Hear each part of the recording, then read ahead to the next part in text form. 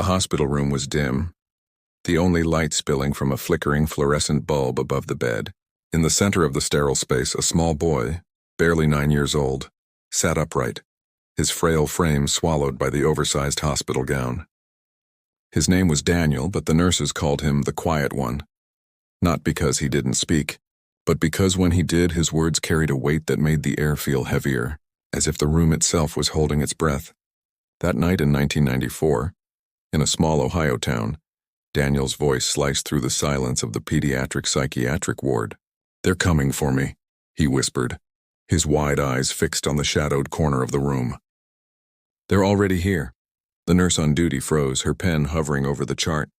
She'd heard disturbed children speak of monsters before, imaginary friends, nightmares given form. But this was different. Daniel's voice wasn't frantic or childish. It was calm, deliberate, as if he were announcing a fact as undeniable as the ticking of the clock on the wall. When she asked who they were, Daniel turned to her, his pale face illuminated by the flickering light, and said, "The ones who live in the cracks of the world." His words hung there, cold and sharp like a blade pressed against the skin. The nurse felt a chill crawl up her spine, not because of what he said, but because of the way his eyes seemed to see something she couldn't, something that made her want to run from the room and never look back. This is the story of Daniel, a boy whose case baffled the best psychiatric minds of the 1990s, a child whose symptoms defied every textbook, every diagnosis, every shred of logic. Was he a victim of a fractured mind, or was he something else entirely? Something that made doctors question not just their science, but the very nature of reality. This case, buried in the archives of a small-town hospital, is a descent into a mystery that no one could fully unravel. It's a story that will leave you questioning what you believe about the human mind, about the boundaries between sanity and madness, and about the things that might be watching from just beyond our sight. What made Daniel's case so terrifying wasn't just his words or his unshakable certainty. It was the way his presence seemed to change those around him. Nurses reported sleepless nights after their shifts. Doctors found themselves doubting their own expertise. And then there were the incidents, objects moving in his room, lights flickering only when he was near, and the strange rhythmic tapping that seemed to follow him like a shadow. Was Daniel delusional, or was he a conduit for something no one could explain? Could a child's mind hold secrets so dark they threatened to unravel the fabric of those who dared to investigate? Stay with us, because the truth behind Daniel's story is far stranger and far more dangerous than anyone could have imagined. This case forces us to confront the fragility of the human mind, the thin line between what we understand and what we fear. It reminds us that sometimes the most terrifying monsters aren't the ones hiding under the bed, but the ones that might be hiding inside us, or worse, the ones that might be real. Daniel's story is a mirror, reflecting our deepest fears about what lies beyond the veil of reason, and it's a warning. Some truths are better left buried. If you're ready to dive into this unsettling journey, hit that like button to help others discover the chilling mystery of Daniel's case. In the comments, leave the phrase, "I'm ready to uncover the truth about Daniel." By doing so, you're joining a community of truth seekers, those brave enough to face the shadows and question what lies within. Thank you for being here, for daring to step into the unknown with us. Prepare yourself, because what comes next contains a key revelation that will forever change the way you see the human mind. The Pediatric Psychiatric ward at St. Mary's Hospital in 1994 was a place of routine, its sterile halls filled with the soft hum of fluorescent lights and the occasional muffled cry from a patient's room. But after Daniel's arrival, the ward began to feel different, as if the air itself had thickened with an unspoken dread. Nurses whispered about the boy in hushed tones, their conversations cut short when a doctor approached. They weren't just unnerved by Daniel's cryptic words about the ones who live in the cracks of the world. It was what happened around him, things that couldn't be explained by a chart or a diagnosis. Dr. Evelyn Harper, a seasoned psychiatrist with a reputation for cracking even the most complex cases, was assigned to Daniel. She was known for her unshakable composure, her ability to see past the chaos of a troubled mind to find the root of the problem. But Daniel was different. His file was a patchwork of contradictions. No family history of mental illness, no trauma, no clear trigger for the behaviors that had landed him in the ward. His parents, a quiet couple from a nearby suburb, described a normal boy. Bright, curious, a little shy until 6 months earlier, when he began to change. It started with nightmares, they said, but not the kind you'd expect from a 9-year-old. Daniel didn't dream of monsters or shadows. He dreamed of places. Dark, endless places where the air was heavy with the smell of damp earth and something metallic like blood. He'd wake up screaming, not from fear, but from what he called knowing too much. Evelyn's first session with Daniel was on a rainy afternoon, the kind where the sky seemed to press down on the hospital like a lid on a coffin. She sat across from him in a small, windowless room, her notebook open, her pen poised. Daniel didn't look at her. His eyes, a pale gray that seemed to catch the light in strange ways, were fixed on the wall behind her. "They don't like you watching them," he said, unprompted, his voice soft but steady. Evelyn felt a prickle at the back of her neck, but she pressed on, asking about his dreams, his fears, his life at home. Daniel answered in fragments, his words laced with an eerie clarity. "They show me things," he said. "Things that happened, things that will happen. They don't want me to tell, but I can't stop seeing." Evelyn tried to steer the conversation toward something concrete: school, friends, his parents. But Daniel's responses always circled back to them. He described them not as people or creatures, but as presences, like shadows that moved when you weren't looking. "They're in the walls," he said, pointing to the cracked plaster behind her. "They're in the floor. They're in the air you breathe." His words weren't frantic or delusional. They were delivered with the calm certainty of someone describing the weather.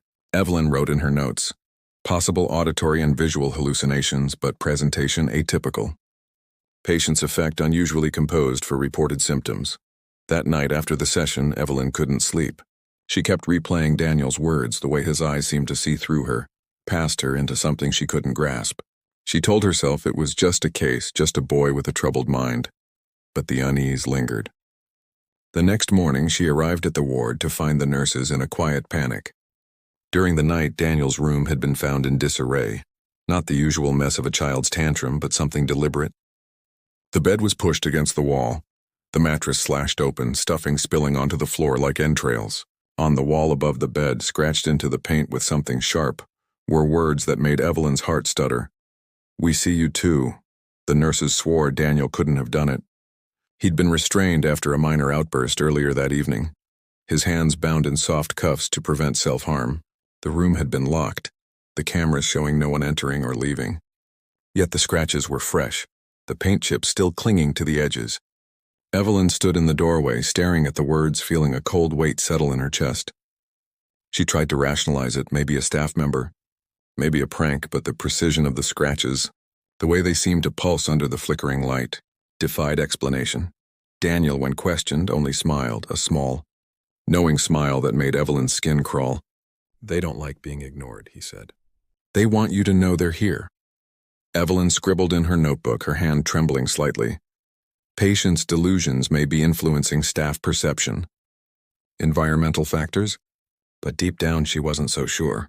The hospital, once a place of order and control, was starting to feel like a stage for something far beyond her understanding. And Daniel, the quiet boy in the oversized gown, was at the center of it all. The Pediatric Psychiatric ward at St. Mary's Hospital in 1994 was a place of routine, its sterile halls filled with the soft hum of fluorescent lights and the occasional muffled cry from a patient's room. But after Daniel's arrival, the ward began to feel different, as if the air itself had thickened with an unspoken dread. Nurses whispered about the boy in hushed tones, their conversations cut short when a doctor approached. They weren't just unnerved by Daniel's cryptic words about the ones who live in the cracks of the world. It was what happened around him, things that couldn't be explained by a chart or a diagnosis. Dr. Evelyn Harper, a seasoned psychiatrist with a reputation for cracking even the most complex cases, was assigned to Daniel. She was known for her unshakable composure, her ability to see past the chaos of a troubled mind to find the root of the problem. But Daniel was different.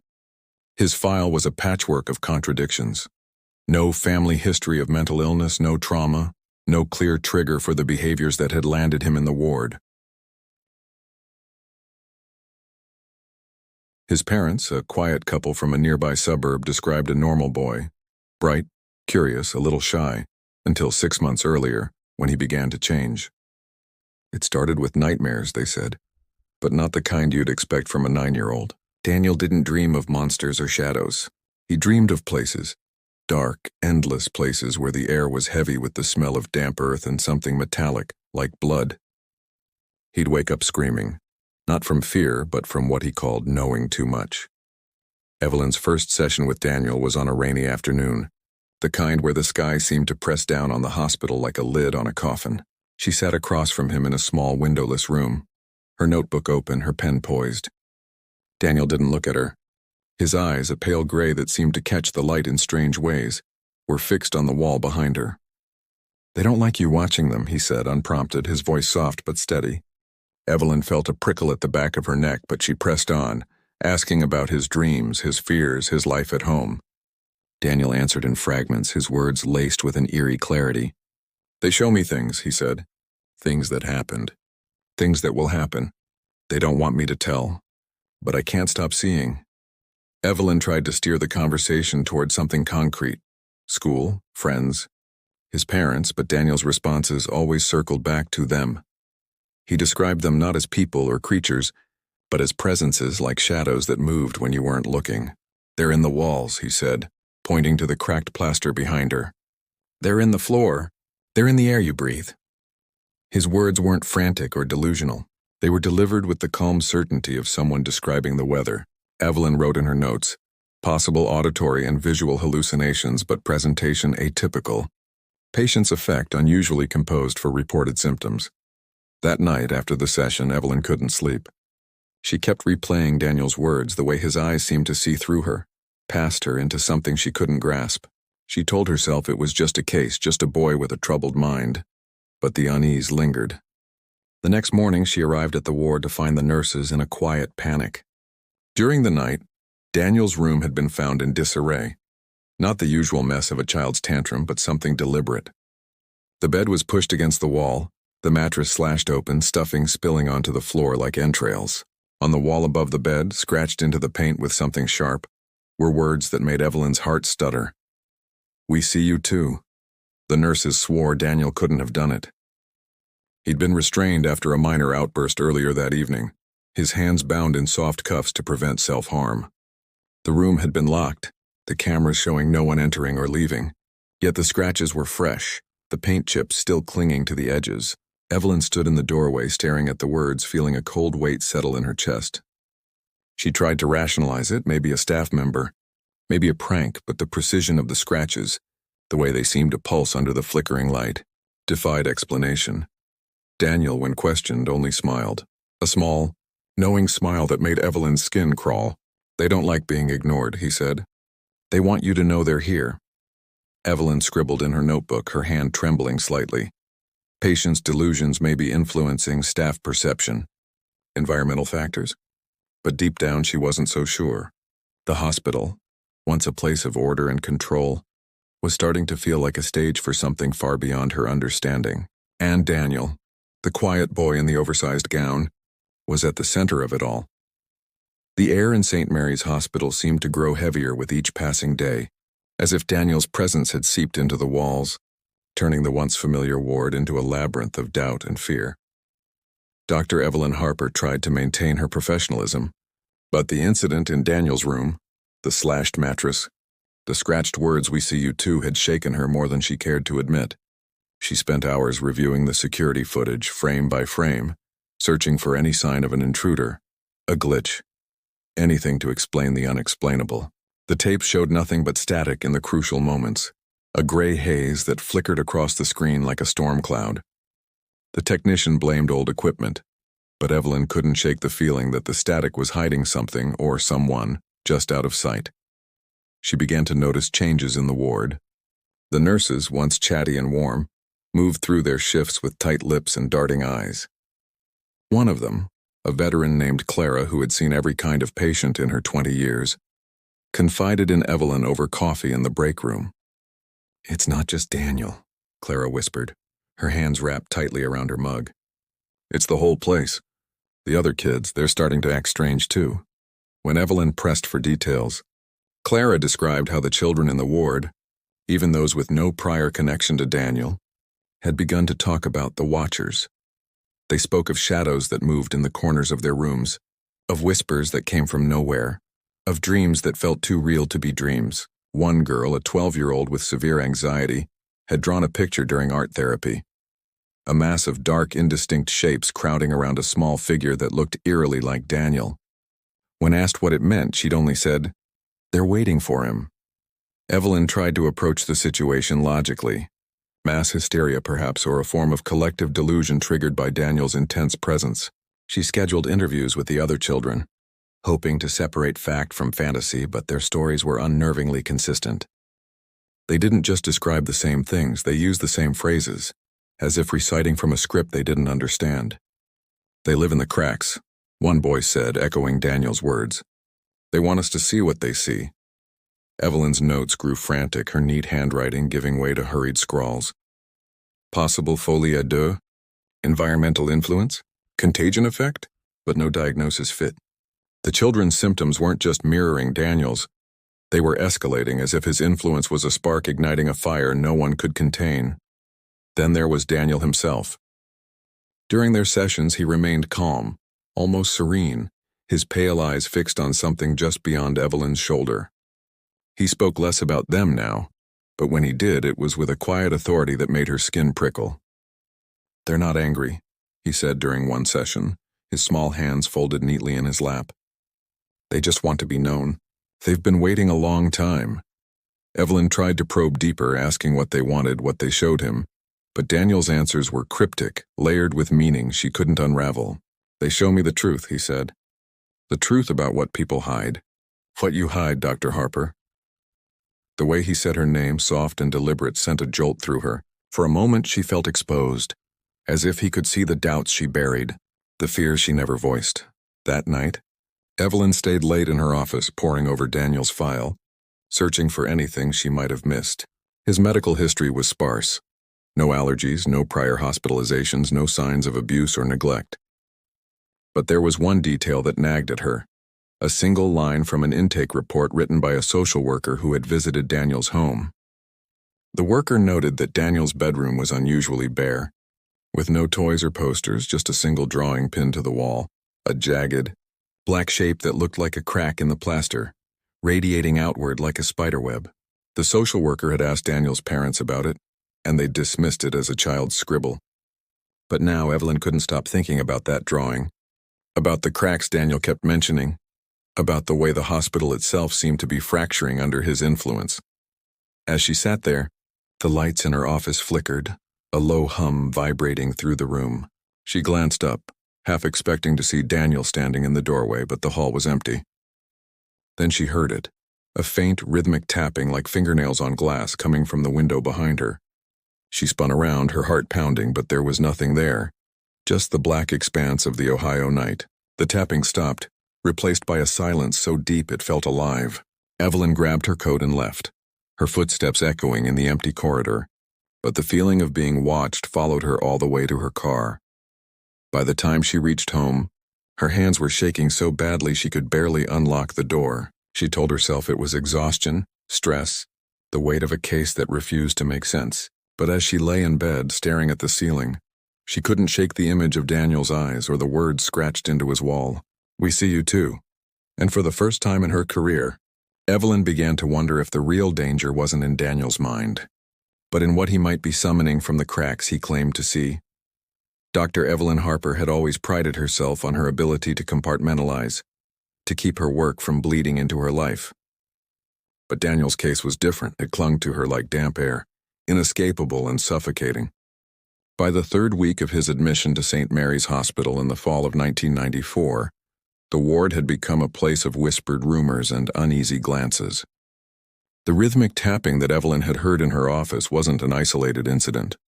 Other staff reported similar sounds, faint, deliberate, like a code no one could decipher.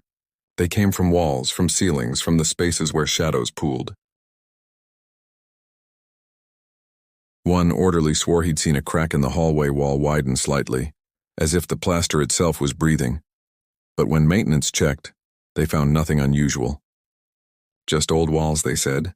"Just an old hospital." Evelyn threw herself into Daniel's case, determined to find answers.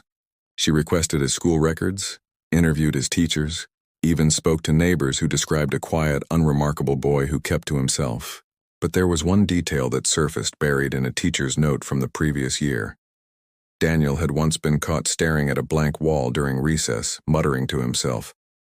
When asked what he was doing, he'd said, listening to the voices in the cracks. The teacher had dismissed it as childish imagination, but now those words echoed in Evelyn's mind, intertwining with the scratched message in Daniel's room, "We see you too." Her sessions with Daniel grew more intense, though he remained maddeningly composed. He sat across from her, his small hands folded, his gray eyes unblinking. "They're getting stronger," he said one afternoon, his voice barely above a whisper. "They like that you're paying attention." Evelyn tried to steer the conversation toward his emotions, his thoughts, anything that might anchor his words to a diagnosable condition. Schizophrenia, perhaps, or a dissociative disorder triggered by an unknown trauma. But Daniel's clarity, his lack of distress, defied every category. When she asked what they wanted, he tilted his head, as if listening to something she couldn't hear. "They want to be free," he said. "They've been trapped a long time, but the cracks are bigger now. They're coming through." Evelyn's rational mind rebelled against his words, but the hospital itself seemed to conspire against her logic. The flickering lights had become a constant issue, plunging entire wings into brief, inexplicable darkness. Equipment malfunctioned without warning. Heart monitors beeping erratically, call buttons activating when no one was near. One night, a nurse found a patient's chart filled with pages of scribbled symbols, jagged lines that looked like cracks radiating across the paper. The patient, a teenage girl with no history of violent behavior, swore she hadn't touched it. "It was Daniel," she whispered, her eyes wide with fear. "He was here, but he wasn't." When Evelyn checked the security footage, it showed the girl alone in her room, her hand moving as if guided by an unseen force. Desperate for answers, Evelyn brought in a colleague, Dr. Michael Reyes, a neuropsychiatrist known for his work with pediatric hallucinations. Michael was skeptical, dismissing the ward's unease as a product of stress and suggestion. "Kids like Daniel can be charismatic," he told Evelyn over lunch. "They draw people into their delusions. You're seeing a classic case of shared psychosis." But his confidence wavered when he met Daniel. During their session, Michael asked about the watchers the other children had mentioned. Daniel smiled, a slow, unsettling curve of his lips. "They don't like you," he said. "You don't believe in them." Michael laughed it off. But Evelyn noticed the way his hand tightened around his pen, the way his eyes darted to the corners of the room. That night, Michael called Evelyn at home, his voice shaky.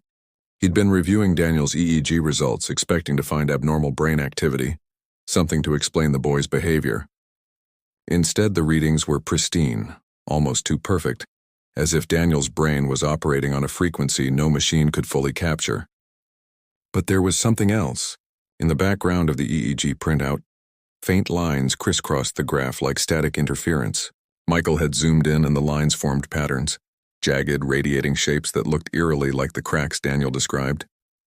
"It's impossible," Michael said, his voice barely audible. "The machine can't do that. It's like something else was in the room." Evelyn hung up, her heart pounding. She tried to sleep, but her dreams were filled with images of cracks splitting open, dark shapes spilling out like ink. When she returned to the hospital the next morning, she found the staff in chaos. Another patient, a boy named Tommy, had been found in the common room, curled into a ball, sobbing uncontrollably. He'd been fine the day before, a cheerful kid with mild OCD. Now he was incoherent, muttering about the watchers and the cracks in the walls. When Evelyn knelt beside him, he grabbed her arm, his nails digging into her skin. "They're not just in Daniel," he whispered.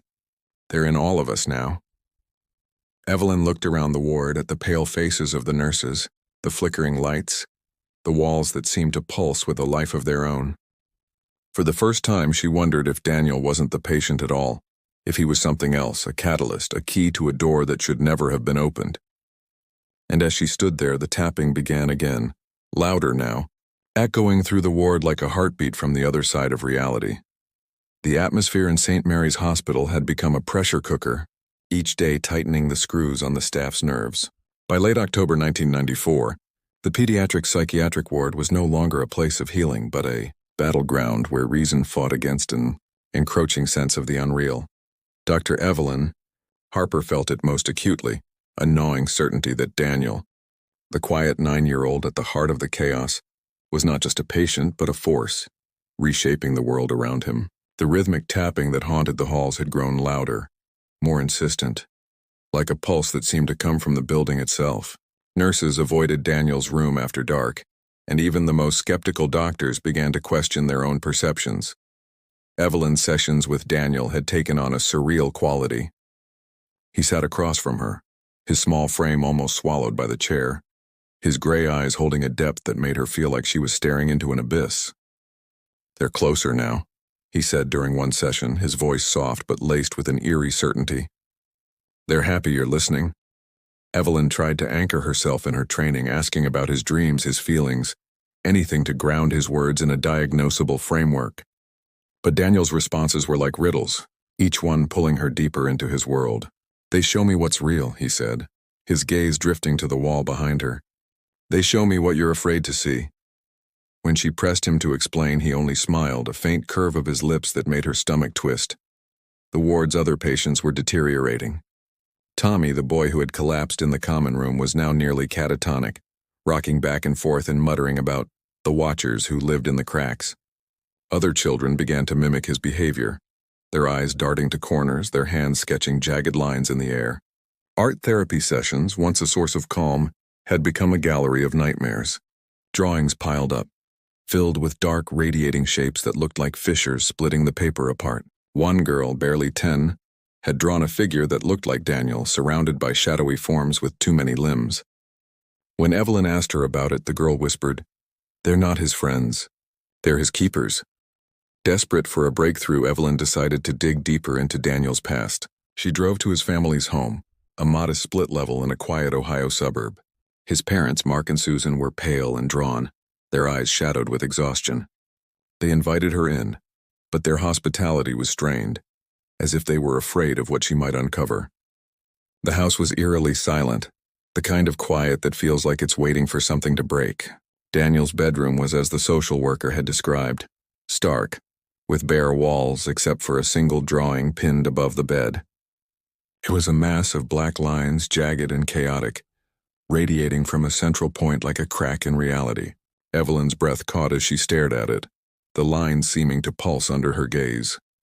Susan admitted that Daniel had changed 6 months earlier, after a trip to an old quarry on the edge of town.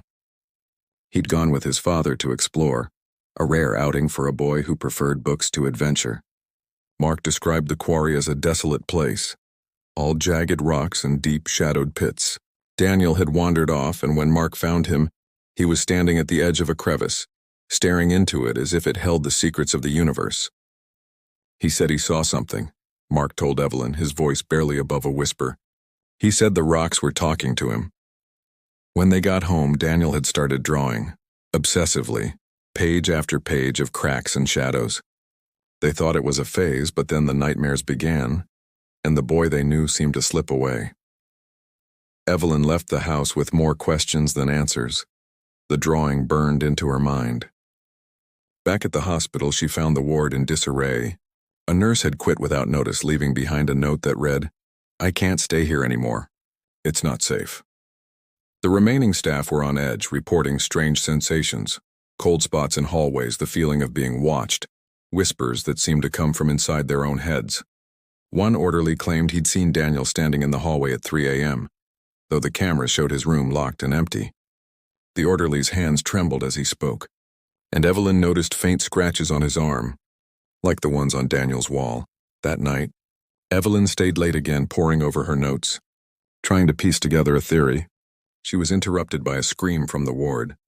She ran toward the sound, her heart pounding, and found a nurse standing outside Daniel's room, her face pale as ash.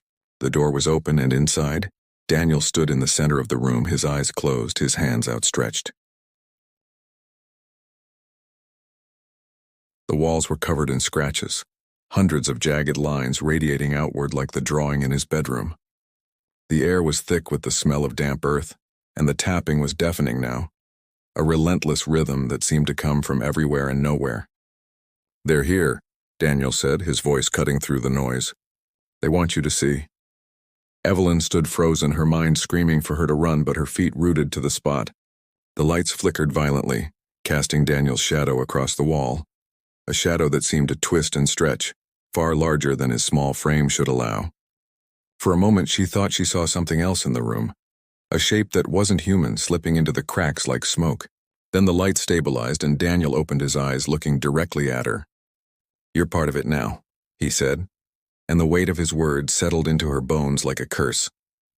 Dr. Evelyn Harper stood in the doorway of Daniel's room, her breath shallow, her pulse hammering in her ears. The scratched walls, the oppressive smell of damp earth, and Daniel's words, "You're part of it now," lingered like a fever dream. The flickering lights had stabilized, but the ward felt different, as if the boundaries of reality had shifted, leaving everyone inside teetering on the edge of something vast and unknowable. It was November 1994, and St. Mary's Hospital was no longer just a hospital. It was a place where the rules of the world seemed to bend under the weight of Daniel's presence. Evelyn tried to regain control, to anchor herself in science. She ordered a full evaluation of the ward, air quality tests, structural inspections, anything to explain the phenomena that had spiraled since Daniel's arrival. The results came back clean. No mold, no gas leaks, no structural flaws. The scratches on the walls were dismissed as vandalism, though no one could explain how a 9-year-old in restraints could have made them. The tapping sounds, the flickering lights, the static on the cameras, all were chalked up to aging infrastructure. But Evelyn knew better. She'd seen the shadow in Daniel's room, the way it moved like liquid slipping into the cracks. She'd felt the weight of his gaze, as if he could see the parts of her she kept hidden even from herself. She began to research the quarry Daniel's father had mentioned, the place where his behavior had changed. The site, known as Blackthorn Quarry, was a local relic, abandoned since the 1970s after a series of accidents had claimed several workers' lives. Old newspaper clippings described it as a cursed place, a pit where strange lights were seen at night and workers reported hearing whispers from the depths. One article from 1968 mentioned a geologist who had gone missing in the quarry, his body never found, only his journal recovered near a deep crevice. The journal's final entry read, "The rocks are alive. They speak in cracks." Evelyn's hands trembled as she read those words, so close to Daniel's own. Back at the hospital, the other children's conditions worsened. Tommy, the boy who had collapsed in the common room, was now nonverbal, his eyes fixed on the walls as if waiting for something to emerge. Other patients began to report dreams of a dark place, a cavernous void filled with jagged shapes and voices that whispered their secrets. One girl, a 13-year-old with a history of depression, told Evelyn, "It's not just Daniel's dream. It's ours now. We're all seeing it." Her drawings had become more detailed, showing a cavern lined with cracks that pulsed like veins, and a figure at the center that looked like Daniel, his arms outstretched as if in offering. Evelyn's colleague, Dr. Michael Reyes, was no longer the skeptic he'd been. After the strange EEG readings, he'd started spending nights at the hospital, poring over Daniel's case files, searching for patterns. He confided in Evelyn that he'd begun to hear the tapping in his own apartment, faint but unmistakable, like a message from another world. "I don't believe in the supernatural," he told her, his voice strained. "But this isn't just in his head. It's in ours too." Together they decided to confront Daniel, to demand answers even if it meant crossing ethical lines. They scheduled a joint session, hoping 2 doctors could break through his cryptic calm. The session took place in a reinforced room, typically reserved for violent patients, its walls padded and its door double-locked. Daniel sat calmly, his hands folded, his eyes moving between Evelyn and Michael as if sizing them up. "You're scared," he said, not a question but a statement. "You should be. They're not just watching anymore. They're moving." Evelyn's mouth went dry, but she pressed forward, asking about the quarry, about the drawing in his room, about the cracks. Daniel's smile faded, replaced by a look of almost pity. "You think you can stop them," he said. "But they've been here longer than us. They were here before the quarry, before the hospital, before everything. The cracks are just how they get through." Michael, his voice shaking, asked what they were. Daniel leaned forward, his eyes locking onto Michael's. "They're the ones who see what we hide. The ones who know what we've done. The air in the room grew heavy, the temperature dropping sharply. Evelyn felt a pressure in her chest like a hand squeezing her lungs. Then the tapping began, louder than ever. A relentless rhythm that seemed to come from inside the walls, the floor, the ceiling. The lights flickered, and for a moment, Evelyn thought she saw cracks forming in the padded walls, thin lines spreading like spiderwebs. Daniel didn't flinch. He just watched them, his expression serene as if he were witnessing something beautiful. The session ended abruptly when Michael stood, his face pale, and bolted for the door. Evelyn followed, her legs unsteady, and found him in the hallway, gasping for air. "I saw it," he whispered. "In the corner. Something moving." Evelyn didn't ask what he meant. She'd seen it too.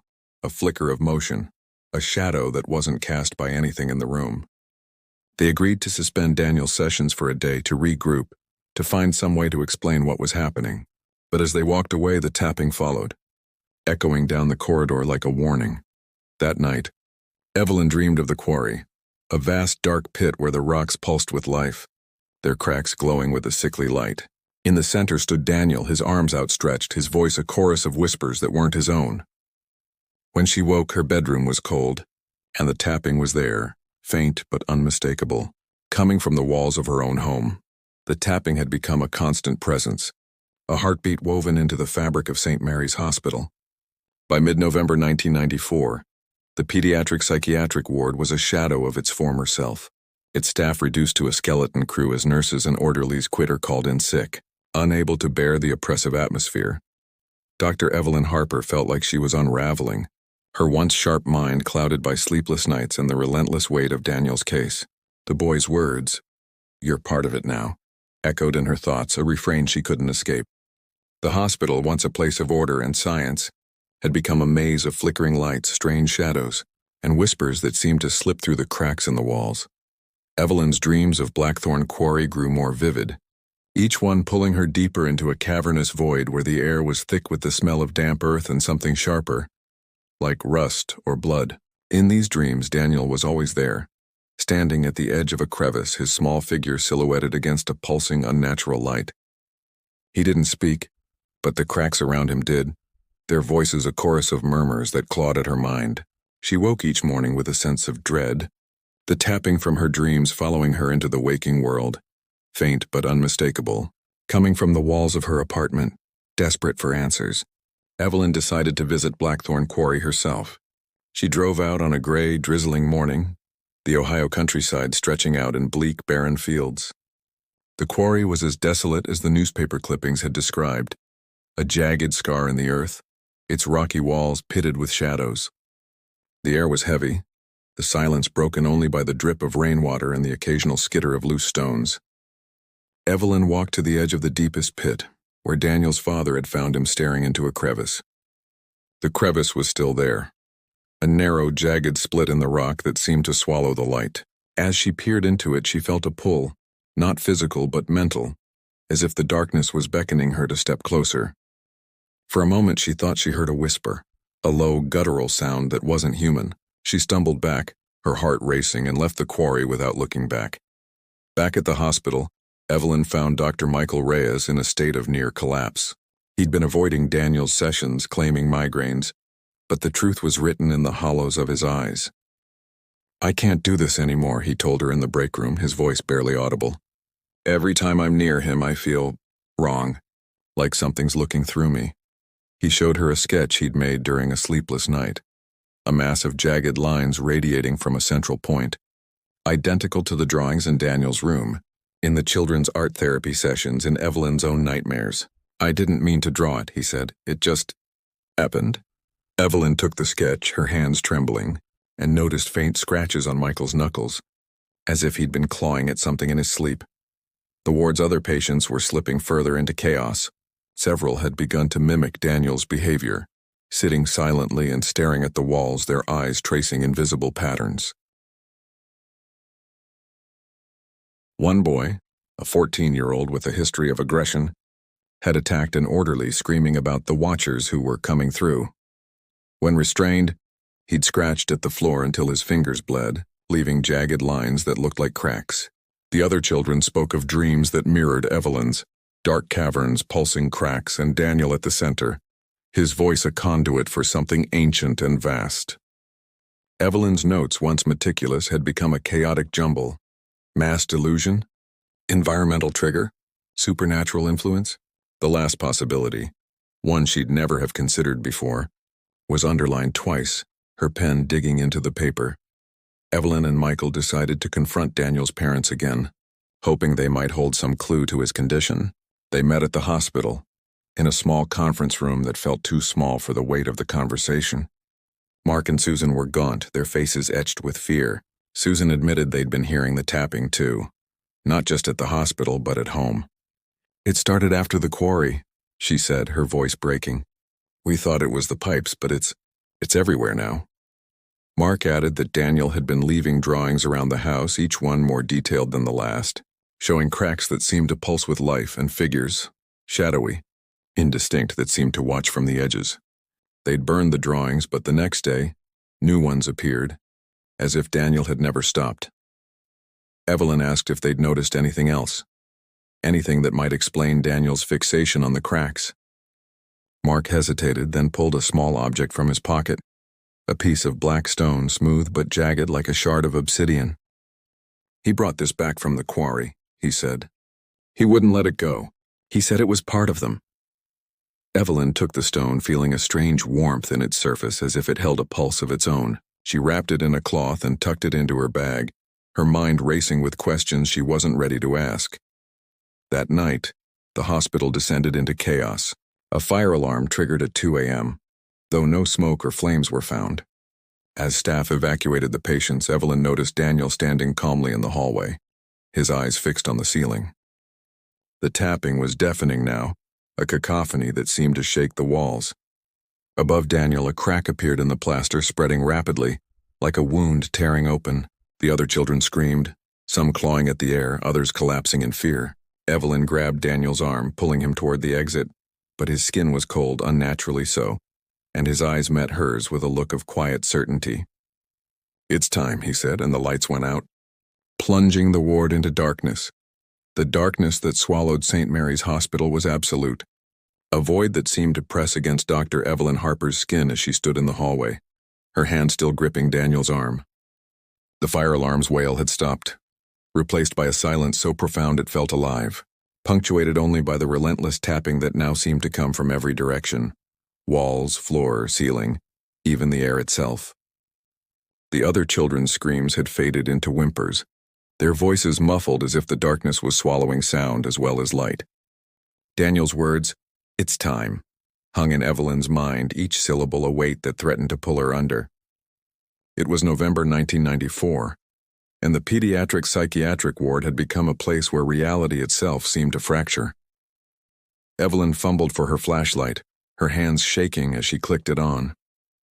The beam cut through the gloom, revealing Daniel's face, calm, almost serene, his gray eyes reflecting the light like twin mirrors. The crack in the ceiling above him had stopped spreading, but it loomed like a scar, its edges jagged and pulsing with an unnatural energy. "They're here," Daniel said, his voice steady, as if he were announcing the arrival of guests. Evelyn's flashlight swept the hallway, catching glimpses of the other children, some curled into balls, others staring at the walls, their faces pale and drawn. The air was thick with the smell of damp earth, the same scent Evelyn had noticed in Daniel's room, now so strong it made her gag. She pulled Daniel toward the emergency exit, her mind racing. "Get him out, get everyone out," she told herself, clinging to the instinct to act, to do something rational in the face of the impossible. But the door wouldn't budge, its handle cold and unyielding, as if sealed by an unseen force. Behind her, Dr. Michael Reyes stumbled into the hallway, his flashlight shaking in his hand. "Evelyn, we need to..." His words cut off as a low, guttural sound filled the air, not a voice but a vibration, like the hum of a tuning fork tuned to dread. It came from the walls, from the crack above, from the very stones of the hospital. Evelyn turned back to Daniel, her voice sharp with desperation. "What's happening? What are they?" Daniel's gaze met hers, and for the first time, she saw something like sadness in his eyes. "They're what's left," he said. "The things we forgot. The things we buried. They've been waiting, and now the cracks are big enough." He reached into his pocket and pulled out another piece of black stone, identical to the one his father had shown her, its surface warm and faintly pulsing. "They gave me this," he said, "to help them through." Michael grabbed Evelyn's arm, his voice hoarse. "We need to get him out of here. He's the center of it." But before they could move, the tapping surged, a deafening rhythm that shook the floor. The crack in the ceiling widened, dust and plaster raining down. And Evelyn saw something move within it. Not a shadow, but a form, indistinct and fluid, like ink spilling upward. The other children began to scream again, their voices raw, some clawing at their own skin as if trying to tear themselves free of something inside. Evelyn's flashlight flickered, its beam stuttering, and for a moment, she thought she saw figures in the darkness, tall, thin, their limbs too long, their faces featureless, slipping through the cracks like smoke. Panic seized her, but she forced herself to focus on Daniel. "Tell them to stop," she said, her voice trembling. "You can make them stop." Daniel shook his head, his expression almost apologetic. "I can't, they're not mine. They're everyone's." The words hit Evelyn like a blow, and she realized what he meant. The other children, the staff, even she and Michael, they were all part of it now, their fears and doubts feeding whatever was breaking through. The hospital wasn't just a building anymore. It was a conduit, a place where the boundaries between worlds had grown thin. Michael shouted for the other staff, but most had fled or were frozen in fear. A nurse, Clara, appeared from the shadows, her face streaked with tears. "It's not just here," she whispered. "I called my sister. She's hearing the tapping at home. It's spreading." Evelyn's heart sank. The quarry, the hospital, the drawings, the stones, it wasn't confined to Daniel or the ward. Whatever he had tapped into was reaching beyond, seeping into the world like a stain. Evelyn made a decision. She grabbed the black stone from Daniel's hand, ignoring the strange warmth that pulsed through her fingers, and shoved it into her pocket. "We're isolating him," she told Michael. "Now." They dragged Daniel to a seclusion room, one with no windows, no cracks in the walls, only padded surfaces and a reinforced door. As they locked him inside, he didn't resist, only watched them with that same sad, knowing look. "You can't keep them out," he said through the door's small window. "They're already inside you." The lights flickered back on, dim and unsteady, but the tapping didn't stop. It followed Evelyn and Michael as they retreated to the nurses' station, where the remaining staff huddled, their faces pale. The security cameras were down, the screens filled with static, but in the static, Evelyn thought she saw shapes, jagged lines, radiating cracks, and figures that moved too quickly to be human. Clara clutched her arm, whispering, "What do we do?" "What do we do?" Evelyn didn't have an answer. She felt the weight of the stone in her pocket, its warmth spreading through her, and for the first time, she wondered if Daniel was right, if the cracks weren't just in the walls but in her own mind, her own reality, waiting to split open. The seclusion room where Daniel was confined felt like a tomb, its padded walls and reinforced door a desperate attempt to contain the uncontainable. Dr. Evelyn Harper stood outside, her hand pressed against the cold metal, the black stone in her pocket pulsing like a second heartbeat. The tapping that had haunted St. Mary's Hospital for weeks was now a roar, a relentless rhythm that seemed to shake the very foundation of the building. It was late November 1994, and the Pediatric Psychiatric ward had become a battleground where the line between reality and nightmare blurred into nothingness. The air was thick with the smell of damp earth, and the flickering lights cast shadows that moved in ways they shouldn't, slipping through cracks that shouldn't exist.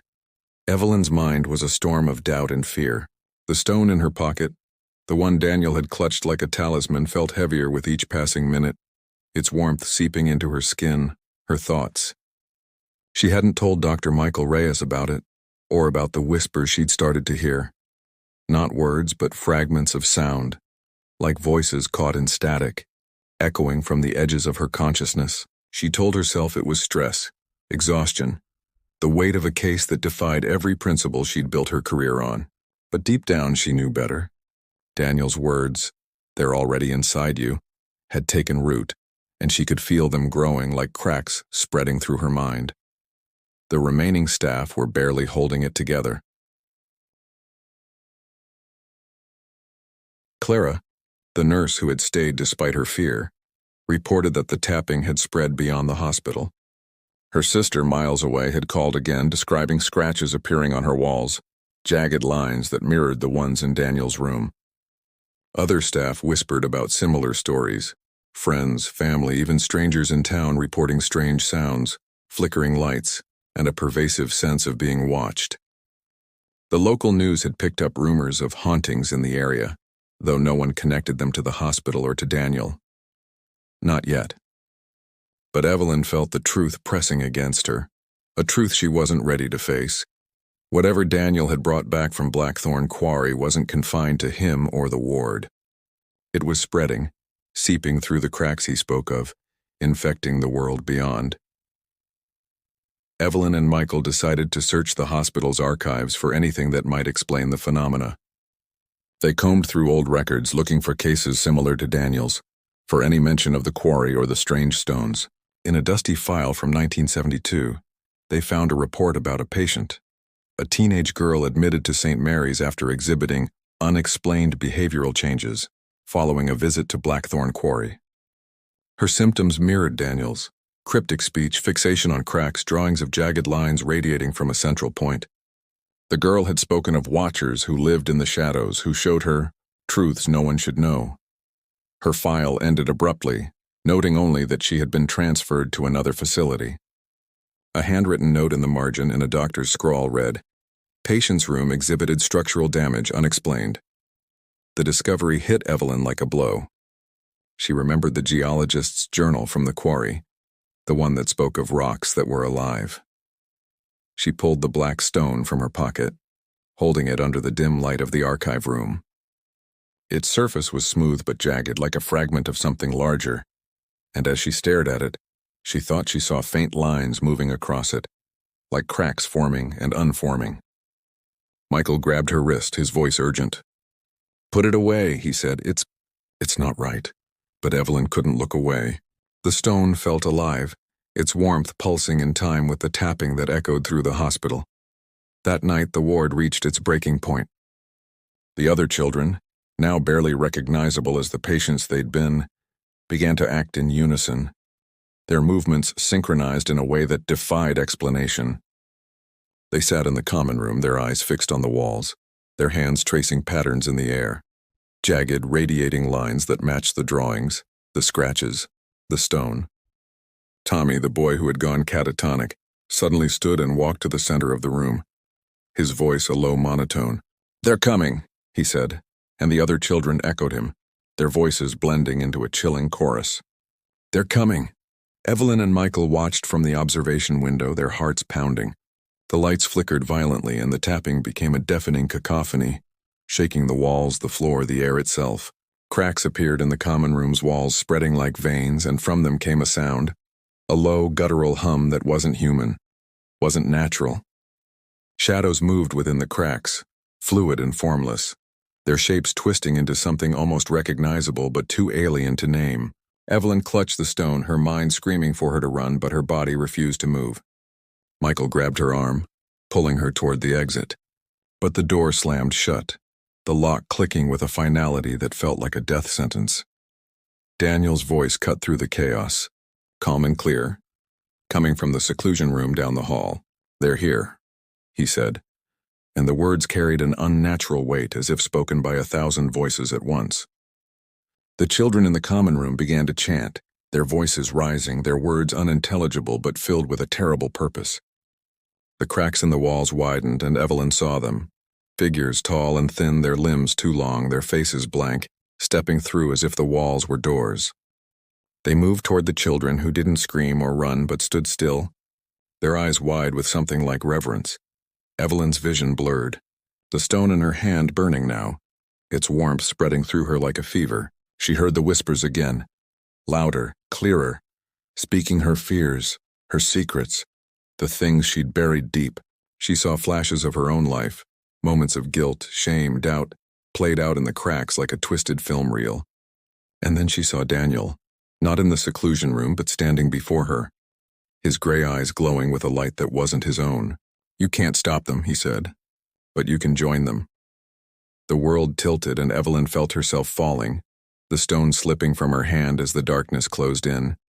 The darkness receded, but it left scars. When Dr. Evelyn Harper opened her eyes, She was lying on the floor of the common room at St. Mary's Hospital, the air heavy with the fading echo of the tapping that had haunted the ward for weeks. The lights were back on, dim and unsteady, casting long shadows across the cracked walls. The children were gone, their chairs empty, their drawings scattered like leaves after a storm. Daniel was nowhere to be seen, the seclusion room door hanging open, its padded interior untouched except for a single jagged scratch across the wall, radiating outward like a starburst. The black stone Evelyn had clutched was missing, and with it the strange warmth that had pulsed through her. It was November 1994, but the hospital felt timeless, as if it had become a place where past, present, and something else entirely converged. Evelyn struggled to her feet, her body aching as if she'd been running for hours. Dr. Michael Reyes was slumped against the wall, his face pale, his eyes wide with a mix of terror and confusion. What happened? He stammered, his voice barely audible. Evelyn couldn't answer. Her mind was a fractured mosaic, pieces of the night before slipping through her grasp. She remembered the cracks, the shadows, the figures that weren't human, and Daniel's voice. A chorus of whispers that spoke truths she wasn't ready to face. But the details blurred, like a dream dissolving in the light of morning. The other staff were scattered throughout the ward, some sobbing, others staring blankly, as if they'd seen something their minds refused to process. The children were found in their rooms, asleep, their faces peaceful but their hands smudged with charcoal, as if they'd been drawing in their sleep. Their art therapy books were filled with new sketches, jagged lines, radiating cracks, and figures that seemed to watch from the edges of the pages. Tommy, the boy who had gone catatonic, was awake but silent, his eyes no longer fixed on the walls but on Evelyn, as if he knew something she didn't. When she asked him what he remembered, he only whispered, "They let us go." The other children gave similar answers, their voices soft, their words cryptic. They're waiting. They're still here. They know us now. Evelyn and Michael pieced together what they could. The hospital's security footage was useless, the tapes filled with static that pulsed with faint, jagged patterns. The cracks in the walls were still there, but maintenance claimed they were superficial, the result of settling. The tapping had stopped, but the silence it left behind was worse, a void that seemed to hum with unspoken presence. Daniel's parents were called, but when they arrived they were frantic, claiming Daniel had vanished from his room during the night. A search of the hospital turned up nothing. No sign of the boy, no trace of where he'd gone. His file, once meticulous, was incomplete, pages missing, replaced with sketches of cracks and shadows. The black stone his father had given Evelyn was gone, as was the one she'd taken from Daniel. She could still feel its warmth in her palm, a ghost of a sensation that refused to fade. In the days that followed, Evelyn tried to make sense of it all. She returned to Blackthorn Quarry hoping to find answers, but the crevice where Daniel had stood was sealed, the rocks smooth as if the earth had healed itself. Locals whispered about the quarry, about lights seen at night, about sounds that weren't human but no one would go near it. Evelyn's dreams persisted, though less vivid now, showing flashes of a dark place where cracks pulsed with life, and voices whispered secrets she couldn't quite hear. She began to notice cracks everywhere, in the pavement, in the walls of her apartment, in the lines of her own reflection. Each one felt like a reminder, a warning that whatever had come through wasn't gone, only waiting. The hospital tried to move on.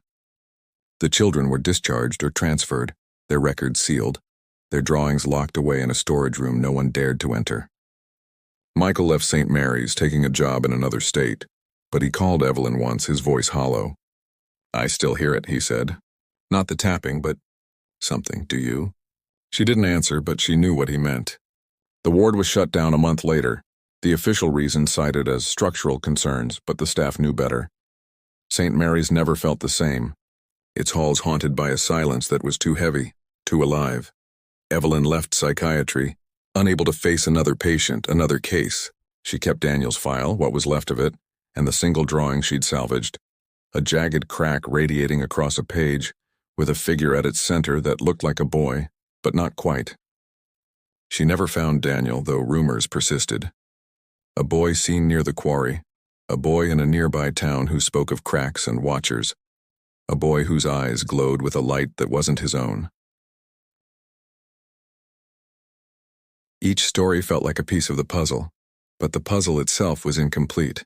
its edges fraying into the unknown.